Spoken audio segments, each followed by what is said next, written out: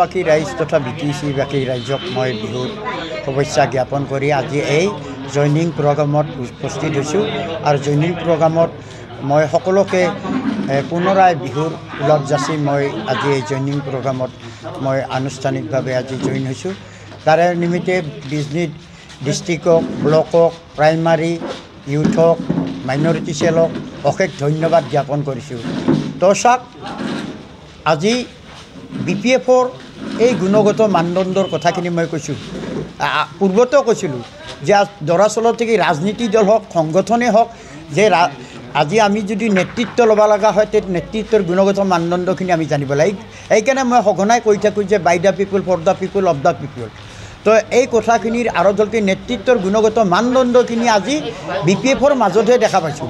আৰু চাওক মই ইয়াৰ আগতে কৈছোঁ বিভিন্ন দল সংগঠনৰ লগত মই কেইবাবাৰো মানে আলাপ আলোচনাত বহিছিলোঁ আৰু সেইটো মই দেখা পালোঁ যে বিভিন্ন ৰাজনীতি দলত হাগ্ৰামা মহিলাৰী দেৱৰ যেনেকুৱা আত্মীয়তা তেওঁৰ যিটো পৰিচালনাৰ গুণগত মানদণ্ড মই আনৰ মাজত কিন্তু দেখিবলৈ পোৱা নাই।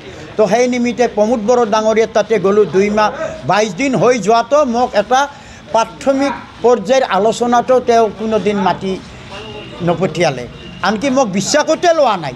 তো সেয়া প্ৰমোদ বড়ো ডাঙৰীয়া সঘনাই মানে যি মিঠা মিঠা কথাৰে তেওঁ কথা ক'ব ধৰে, তেতিয়া আপোনাক এক কাপ চাহত চেনি নিদিলেও কথা নাই, প্ৰমোদ বড়োৰ দুটা কথা কোৱাৰ লগে লগে চাহত মিঠা হৈ যায়। তেওঁৰ মুখখনৰ মিঠাৰ বাহিৰে মইতো কৰ্মকাণ্ডত একো দেখা নাই। আৰু সঘনাই দেখা পোৱা যায় তেওঁ যে কৈ আছে BTCত কি উন্নয়ন কৰিছে হাগ্ৰামা মহিলাৰী।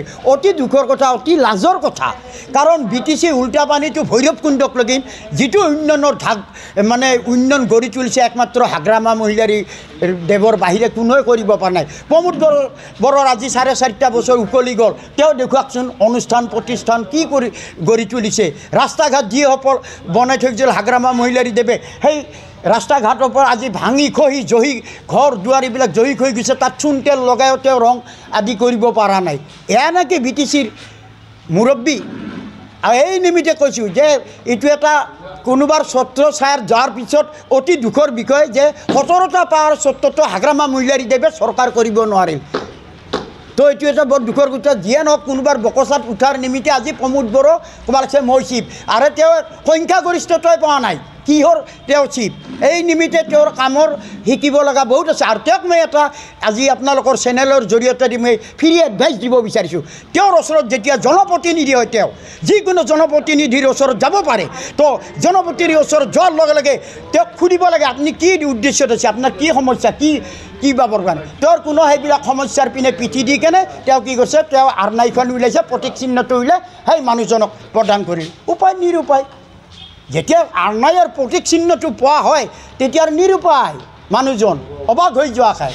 তেতিয়া আৰু জইনিঙতে তেওঁৰতো আছে এছাম চেলৰ মানুহবিলাকে দিলে লগে লগে IT চেলত আপলোড দি দিলে।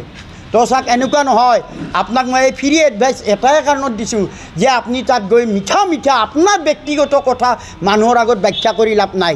এই যি মূলা বাৰে বোলে দুপাততে চিন আমাৰ অসমীয়া ভাষাত কয়, কাৰণ আপোনাৰ দক্ষতা কি আছে ৰাইজে সেইখিনিহে উপলব্ধি কৰি আছে। দৰাচলতে এনেকুৱা কোনো ব্যক্তিক যাতে আপোনাৰ ওচৰত গ'লে এনেকুৱা কাম নকৰে, আপুনি তেওঁৰ অভাৱ অনাটন কি উদ্দেশ্য আছে সেইখিনি সুধি তাৰপিছত তেওঁ যদি আপোনাৰ প্ৰতি যদি আকৰ্ষিত হয় নিশ্চয় তেওঁ জইনিং কৰিব।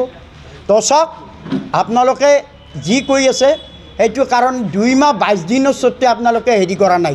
আৰু যদি ইয়াৰ বেছি যদি আপোনালোকে যদি কিবা ক্ৰিয়া প্ৰতিক্ৰিয়া কৰে তেতিয়াহ'লে মই মুখা খুলিবলৈ বাধ্য হ'ম।